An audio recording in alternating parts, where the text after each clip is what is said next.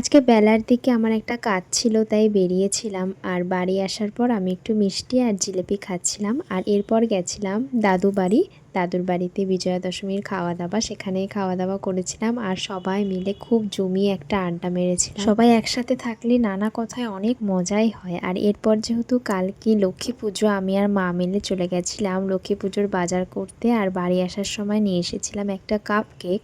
এরপর বাড়িতে এসে আমি এই গল্পের বইটা পড়ছিলাম, আজকে শেষের দিকটায় পড়লাম। খুবই সুন্দর বইটা, তোমরাও পড়তে পারো। আর এই যে মালাটা দেখছো, এটা আমি নিজের হাতে বানিয়েছি। আর কালকে যেহেতু পুজো, মা বসে গেছে কাজ নিয়ে। আর এইদিকে এখন বানাচ্ছে নাড়ু, আর আমরাও মাকে একটু হেল্প করছিলাম। আর এরপর বোন আমাকে মেহেন্দি পরে দিয়েছিল। আমি হাতে একদম বেশিক্ষণ মেহেন্দি রাখতে পারি না, আমি আমারটা তুলে ফেলেছি। আর এরপর বোনও পড়ছিল একটু মেহেন্দি। আর আমি রাত্রেবেলা বসেছিলাম একটা সিরিজ দেখতে, ইন্দু 3 নতুন এসেছে, তো এটাই দেখলাম। আজকের দিনটা এভাবেই কাটালাম।